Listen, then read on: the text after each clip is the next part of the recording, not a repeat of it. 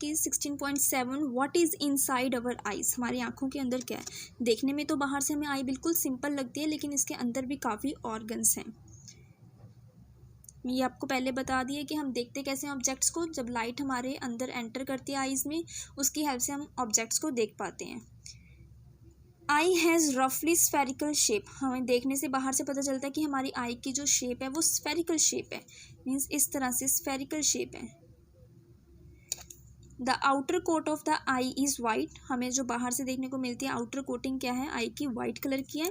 It is tough so that it can protect the interior of the I from accident, this is a very very important topics. Eyes के part के बारे में बताया गया जाएगा आपको, और क्वेश्चंस मोस्टली यहाँ से आ जाते हैं कि लेबल करो आई के पार्ट्स को या आई के पार्ट्स को डिफाइन करो, तो इस टॉपिक को ध्यान से लर्न करना है आपने। देखो द आउटर कोट है आई का, उस वो क्या होता है वाइट होता है, और ये क्या टफ़ होता है, मीन्स बहुत हार्ड टफ़ होता है ये, ताकि हमारे अंदर आँख में कुछ चला जाए तो ये उसे मतलब कवर अप करता है, एक तरह से उसे प्रोटेक्शन प्रोवाइड करता है। See here this white part is called the, this white part is the tough part which protect us from the accidents.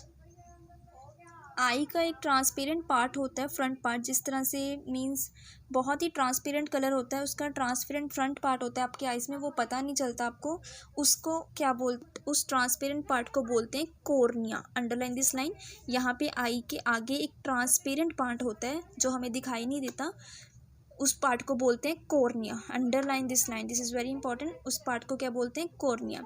उसके बाद कॉर्निया के पीछे क्या होता है, एक डार्क मस्कुलर स्ट्रक्चर है जिसे हम आइरिस बोलते हैं। ये देखो, ये दिया हुआ डायग्राम में कॉर्निया है, ये फ्रंट पार्ट हो गया, देखो ये ट्रांसपेरेंट पार्ट जो यहाँ पे आँख के ऊपर है आपके। उसके बाद आगे क्या है, मसल्स, मस्कुलर स्ट्रक्चर है जिसको हम आइरिस बोलते हैं। आइरिस की वजह से ही आपकी जो आइज़ हैं उनका कलर आता है, किसी की ग्रीन होती है, किसी की ब्लैक, किसी की ब्राउन, तो आइरिस की हेल्प से ही वो कलर आता है।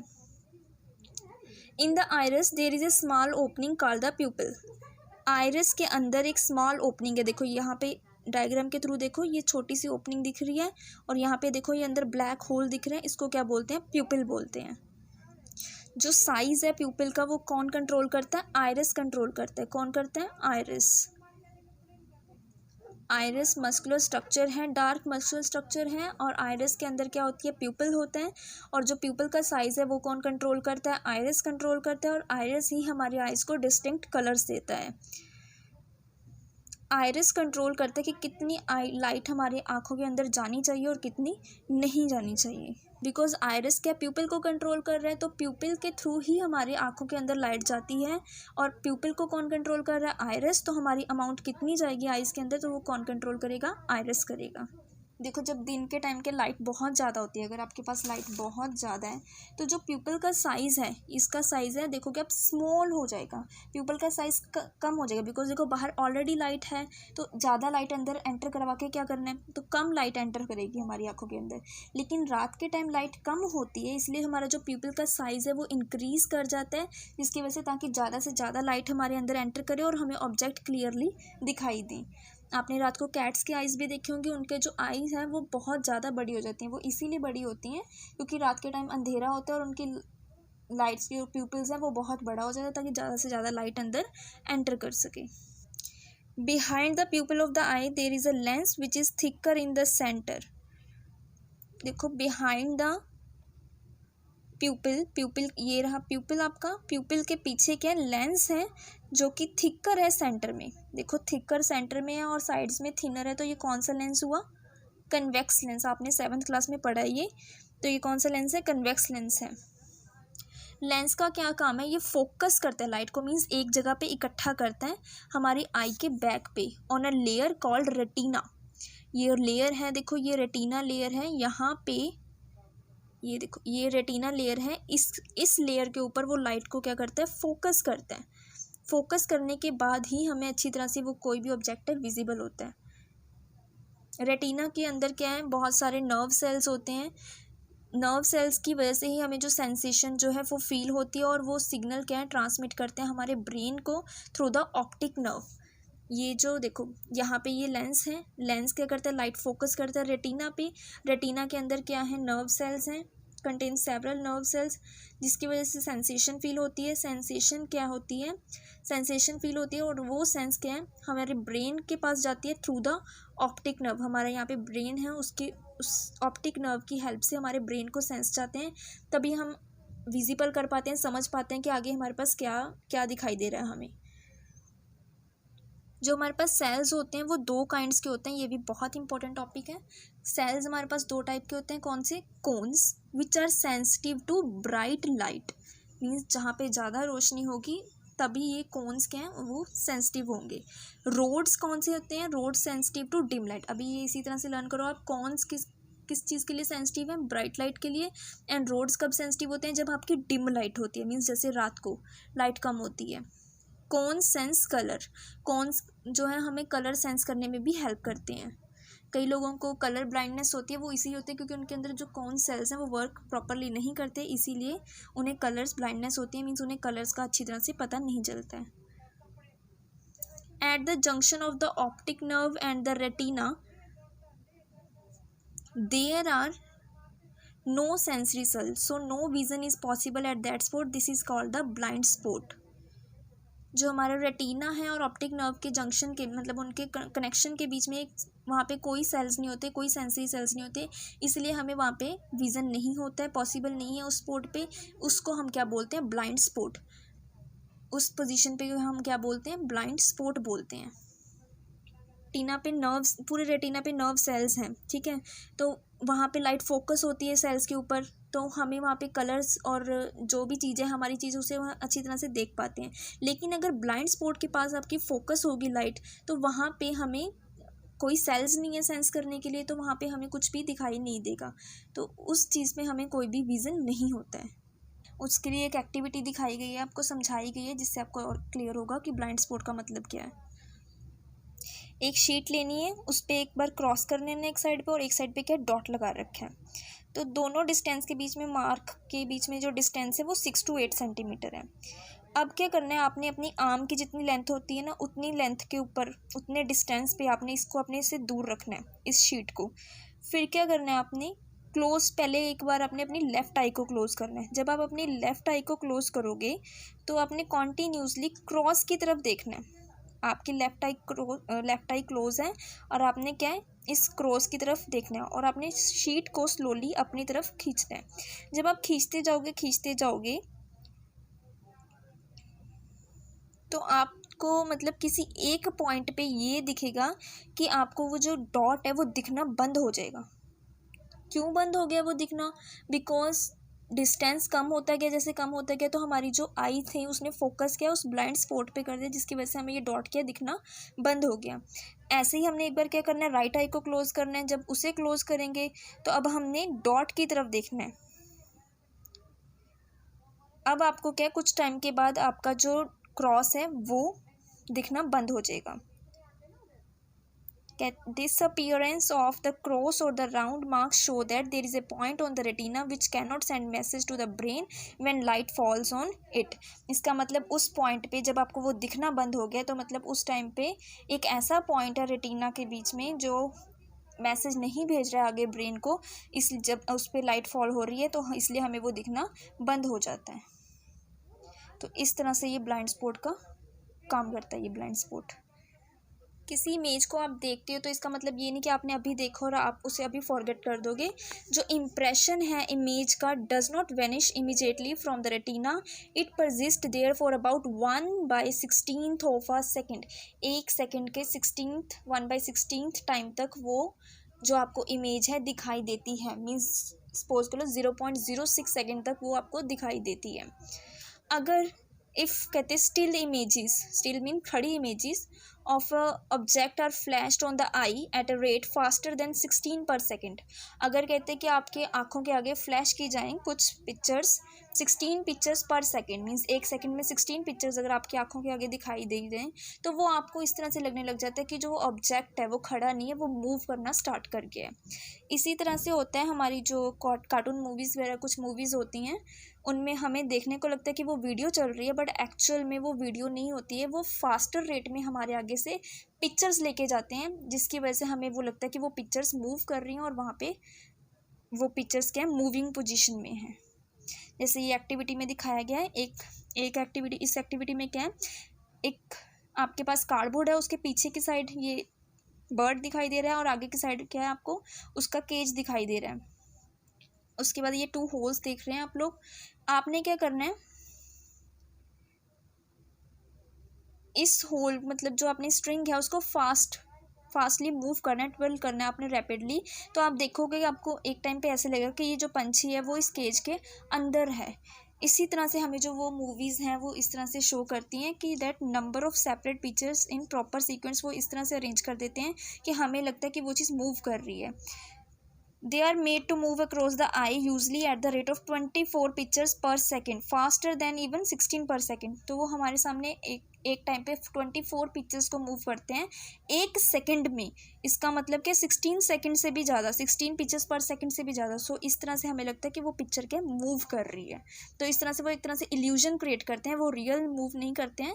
24 पिक्चर्स एक सेकंड में हमारे आगे से लेके जाते हैं, जिसकी वजह से हमें ये फील होता है, हमें ये सेंस होता है कि वो चीज़ मूव कर रही है। तो एक्चुअल में वो मूव नहीं कर रही होती है।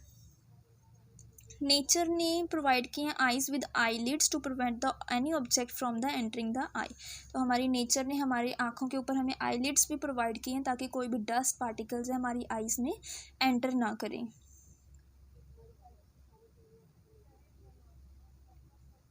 आईलिड्स भी हमारी जो हैं वो शट आउट कर देती हैं लाइट्स को जब नहीं चाहिए होती है। जैसे कोई फ्लैश एकदम से अचानक आपकी आइज़ में पड़े तो आपकी आइज़ क्लोज हो जाती हैं वो, तो वो भी हेल्प करती है इस तरह से आपको ज़्यादा रोशनी से बचाने के लिए।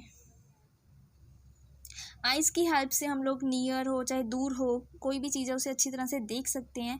लेकिन जो minimum most comfortable distance eight which one can read with a normal I is about 25 centimetre. तो जिसे हम बोलते हैं least distance of distinct vision.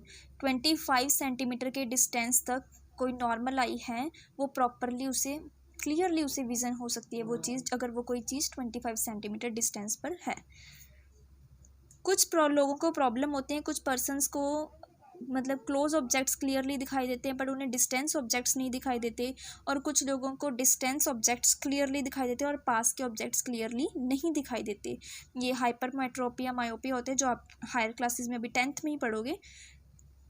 तो इन ये जो प्रॉब्लम्स होती हैं कईयों को, इनको सुटेबल करेक्टिव लेंस जो उनको लेंस चाहिए, क्योंकि जो हमारे लेंस है वो डिस्टेंस पे फोकस या फिर नियर फोकस किसी तरह से मतलब जो लेंस उनके लिए अप्रोप्रिएट है वो लेंसेज यूज़ करके उनके इन डिफेक्ट्स को रिमूव कर दिया जाता है। चाहे जो लेंस उनके लिए ज़रूरत है जिसकी हेल्प से वो फोकस कर सकें अपने ऑब्जेक्ट्स के ऊपर अच्छी तरह से, तो उन लेंसेज की हेल्प से उनके अंदर जिन पीपल को ये डिफेक्ट्स होते हैं तो उनको करेक्ट कर दिया जाता है।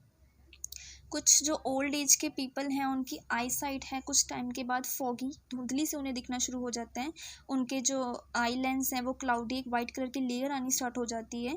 जब ऐसा होता है तो उस पर्सन को हम बोलते हैं कि उसे कैटरैक्ट का डिजीज़ हो गया, मीन्स उसे मोतियाबिंद हो गया, जिसे हिंदी में मोतियाबिंद बोलते हैं। तो इस तरह के डिज़ीज़ की वजह से कई बार इंसान को बहुत कम दिखाई देता है और कई बार वो उसकी अपने मतलब आँखों से बिल्कुल ही दिखना बंद हो जाता है। तो अब तो पॉसिबल है इस ट्रीट करने का इस डिफेक्ट को।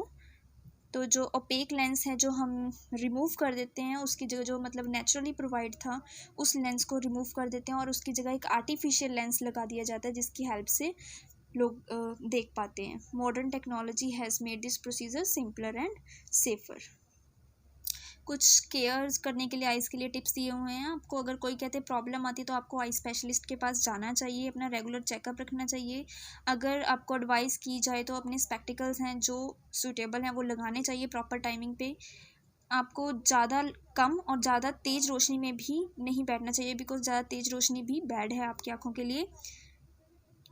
अगर कम रोशनी है तो उसकी वजह से आपकी आइज़ पे स्ट्रेन आ सकता है, प्रेशर हो सकता है और आपको हेडेक हो सकता है। और अगर आप ज़्यादा रोशनी के पास बैठते हो तो आपकी जो आइज़ के रेटिना है वो इंजर हो सकता है, जिसकी वजह से फिर आपके सेंसरी ऑर्गन्स काम नहीं करेंगे अच्छी तरह से और आप प्रॉपरली विज़न नहीं कर पाओगे कि क्या चीज़ है। सन बहुत पावरफुल लाइट होती है, उसकी बहुत स्ट्रॉन्ग लाइट होती है, इसीलिए मना किया जाता है कि सन की तरफ ज़्यादा देर तक नहीं देखना चाहिए, सन की तरफ देखना नहीं चाहिए डायरेक्ट। उसके बाद अपनी आइज़ को कभी भी रब नहीं करना चाहिए। अगर कुछ पार्टिकल आपकी आइज़ में चला गया कोई डस्ट पार्टिकल तो अपनी आइज़ को साथ के फटाफट ठंडे पानी से साफ़ करो। अगर नहीं इम्प्रूवमेंट हो रही है तो आपको डॉक्टर के पास जाना चाहिए। Wash your eyes frequently with clean water, ये आपको डेली करना चाहिए। अपने आइज़ को ठंडे पानी से साफ, क्लीन वाटर से, साफ पानी से धोना चाहिए। Always read eight normal distance for vision, normal distance पे रख के आपको हमेशा पढ़ना चाहिए। ये नहीं कि बुक को बहुत ज़्यादा पास रख लो या बुक को बहुत ज़्यादा दूर रखो अपने आप से। कभी भी चलती ट्रेन, बस वगैरह इसमें नहीं पढ़ना चाहिए, बिकॉज वो एक जगह पे फोकस नहीं करता है, जिसकी वजह से आपका विज़न हिलता रहता है और इससे उसका बैड इम्पैक्ट आपकी आई साइट पर हो सकता है। अपना बैलेंस डाइट, आपके जो खाने की डाइट है उसको भी अच्छी तरह से रखना चाहिए। जैसे कि विटामिन ए फूड स्टफ़ है जो कि आइज़ के लिए बहुत अच्छा होता है, वो खाना चाहिए। Because lack of vitamin A की वजह से आपको नाइट ब्लाइंडनेस हो सकता है, आपको मीन्स रात को दिखना बंद हो सकता है। तो आपकी जो डाइट में जो रिच कंपोनेंट है विटामिन ए होना चाहिए। कुछ यहाँ पे दिए हुए हैं फूड्स के नेम, जैसे raw carrots, broccoli, green vegetable, इनको अंडरलाइन कर लो। Cod liver oil rich in vitamin A, ये हमें अपने डाइट में ऐड करने चाहिए। Eggs, milk, curd, cheese, butter and fruits such as papaya, mango are also rich in vitamin A. तो ये विटामिन ए के कुछ प्रोडक्ट्स दिए हुए हैं, ये आपको जिसको आइज़ की प्रॉब्लम है या फिर नॉर्मली भी ये सब कुछ विटामिन ए रिच जिसमें फूड कंटेंट्स होते हैं ये खाने चाहिए, ताकि आपकी आइज़ में प्रॉब्लम ना आए। नेक्स्ट आपको यहाँ पे कुछ इन्फॉर्मेशन दी हुई है कि एनिमल्स की भी जो है शेप, डिफरेंट शेप्स की आइज़ होती हैं। जैसे कि क्रैब्स की आइज़, क्रैब्स का साइज़ खुद का बहुत स्मॉल होता है, बट उनकी आइज़ उनकी क्रैब्स की भी स्मॉल होती हैं, बट वो इतनी इनेबल होते हैं कि वो अपने बिहाइंड, अपने पीछे की चीज़ें भी देख सकते हैं। सो वो अपने जो एनिमल्स हैं, एनिमीज़ हैं उनको सेंस कर सकते हैं, देख सकते हैं कि वो उनको पीछे से उनके ऊपर अटैक तो नहीं कर रहे हैं। इसी तरह से बटरफ्लाई की लार्ज आइज़ होती हैं, क्रैब्स की स्मॉल होगी, बटरफ्लाई की लार्ज आइज़ होती हैं। That seem to be made up of thousands of little eyes. They can see not only in the front and the sides but back as well. वो front भी देख सकती हैं, sides में भी देख सकते हैं और पीछे की तरफ भी देख सकती हैं।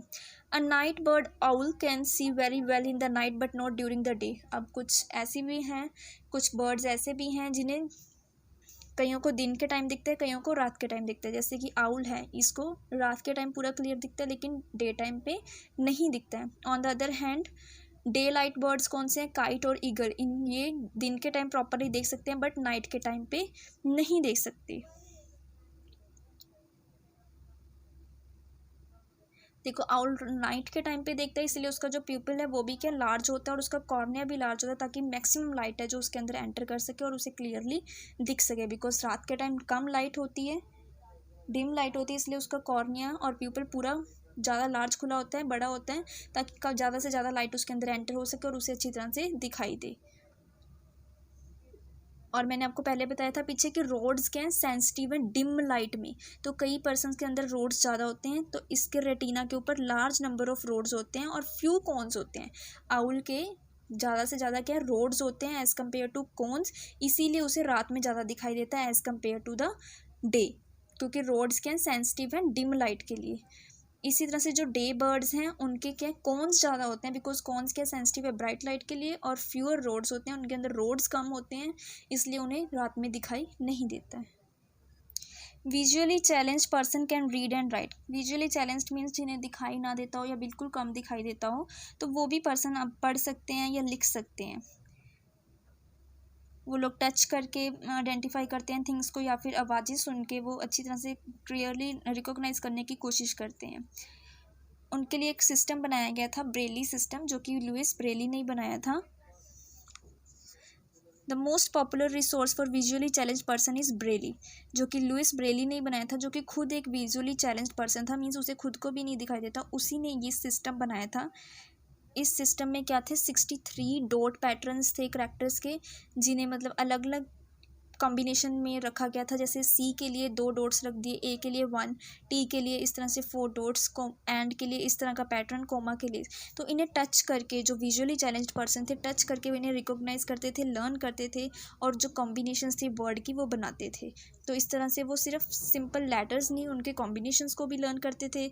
इवन कुछ मैथमेटिक्स भी लर्न कर पाते थे, एंड बहुत सारी इंडियन लैंग्वेजेस भी वो रीड कर पाते थे by using the Braille system की हेल्प से। स्टार्टिंग में उन्हें पहले लेटर्स पढ़ना सिखाया जाता है, फिर उसके बाद स्पेशल करैक्टर्स, फिर उनके combinations, and method depend upon recognition bye touching, और डिफरेंट डिफरेंट मेथड्स सिखाए जाते थे, डिपेंड करता था कि किस तरह से कोई इंसान रिकॉग्नाइज कर रहा है बाय टच करने से। अब ब्रेली सिस्टम में टाइपराइटर लाइक डिवाइसेस और प्रिंटिंग मशीन्स भी अब आ चुकी हैं। कुछ रिसोर्सेज बताए गए हैं उनकी हेल्प के लिए, जैसे नॉन ऑप्टिकल एड्स और optical aids. Non optical aids में क्या क्या थे? Visual aids, textual aids. Textual aids means using the sense of the touch, means touch करके वो रिकॉग्नाइज करते थे। Auditory aids means using the sense of hearing, सुनकर वो चीज़ों को रिकॉग्नाइज करते थे कि क्या है। And electronic aids, electronic aids जैसे कि आपके कोई कंप्यूटर हो गए, कोई रेडियो हो गया, बोल जो मतलब जिनसे वो सुन सकते थे। विजुअल एड्स में क्या क्या था? कैन मैग्नीफाई द वर्ड्स, वो विजुअल एड में क्या था? मैग्नीफाई मतलब बड़े कर सकते थे वर्ड्स को, या उनको प्रॉपर लाइट प्रोवाइड कर सकते थे ताकि उन्हें प्रॉपर मटेरियल क्या दिख सके। जिन्हें बिल्कुल कम दिखाई देता था वो विजुअल एड्स की हेल्प से क्लियरली देख पाते थे। टेक्चुअल एड्स में जो कि by the sense of touch वो लोग रिकॉग्नाइज कर सकते थे, तो उसमें ब्रेली राइटर स्लेट यूज़ की जाती थी, और भी और स्टाइलस जैसे आपको यहाँ पे बताया गया है, जो हेल्प करता था विजुअल चैलेंज पर्सन को, ताकि वो अपने करैक्टर्स को अच्छी तरह से, मीन्स जो लेटर्स हैं उन्हें अच्छी तरह से रिकॉग्नाइज कर सकें और आगे पढ़ सकें अपना। इलेक्ट्रॉनिक एड्स में कौन कौन से आगे देखो, जैसे टॉकिंग कैलकुलेटर्स, रिकॉर्डर्स, आपकी बुक्स जो टॉकिंग है तो ऐसे ये जो डिवाइस थे, कैसेट्स हो गए, टेप्स हो गए, ये सारे क्या इलेक्ट्रॉनिक मीडिया जो इलेक्ट्रॉनिक एड्स है ये हेल्प करते थे ताकि वो अच्छी तरह से अपने लर्न कर सकें, अपने रिकॉग्नाइज कर सकें, लेटर्स को अच्छी तरह से पढ़ सकें, अपना लर्न कर सकें, सुनकर लर्न कर सकें अच्छी तरह से। अब के दिनों में है क्या, सीडीज़ हैं, जो audio CDs, voice boxes, computers, ये सारे के हेल्प हैं to listening and to writing with the desired text, ताकि वो लोग अच्छी तरह से अपना लर्न कर सकें और पढ़ सकें। नेक्स्ट हमारे पास है ऑप्टिकल एड्स हैं। ऑप्टिकल एड्स में क्या बायोफोकल लेंसेज आते थे, contact lenses, tinted lenses, magnifiers, telescope aids, ये सारे लेंस कॉम्बिनेशंस के यूज़ किए जाते थे ताकि जो विजुअल लिमिटेशंस हैं उनको रेक्टिफाई, उन्हें ठीक किया जाए, करेक्ट कर सकें। नेक्स्ट है telescopic aids are available to view chalkboard and the class demonstration, ताकि इसकी हेल्प से, टेलीस्कोपिक एड्स की हेल्प से क्या चॉकबोर्ड को इजीली क्लियरली विजन कर पाएँ वो लोग, और जो हमारे जो क्लास में जो डेमोन्स्ट्रेशन हो रहे हैं उनको इजीली देख पाएँ। इस टॉपिक में कुछ आपको विजुअली चैलेंज्ड पर्सनस के बारे में बताया गया है, जो कि विजुअली चैलेंज्ड होने के बाद, जिन्हें अच्छी तरह से दिखाई नहीं देता था या बिल्कुल नहीं दिखाई देता था, वो फिर भी उन्होंने अपनी लाइफ में ग्रेट अचीवमेंट्स अचीव की हैं। जैसे यहाँ पे दिवाकर के बारे में बताया गया है, ये एक ग्रेट परफॉर्मेंस थे एज ए सिंगर, ये ग्रेट सिंगर थे। दूसरे रविंद्र जैन, ये भी विजुअली चैलेंज थे, इन्होंने अपनी संगीत प्रभाकर की डिग्री ली है इलाहाबाद से, and he is a lyrist singer and music composer. तो मीन्स विजुअली चैलेंज होने के बावजूद भी इन्होंने इतना स्ट्रगल करके अपनी अचीवमेंट्स अचीव किए अपनी लाइफ में। जैसे यहाँ पे लाला अडवाणी जी के बारे में बताया गया, ये भी विजुअली चैलेंज थे। इन्होंने खुद एक एसोसिएशन को बनाया था, इस्टेब्लिश किया था, for special education and rehabilitation of disabled in India, जो मतलब डिसेबल पर्सनस हैं उनके लिए एक एसोसिएशन बनाया, और इसके अलावा इन्होंने इंडिया को रिप्रेजेंट किया ब्रेली प्रॉब्लम्स के लिए यूनेस्को में। और एक हेलन केलर थे, अमेरिकन ऑथर हैं, लेक्चरर हैं, जिन्होंने बहुत सारी बुक्स लिखी हैं, वो भी विजुअली चैलेंज्ड पर्सन थे, जो कि 18 मंथ्स ओल्ड थे तभी से वो विजुअली चैलेंज्ड पर्सन थे।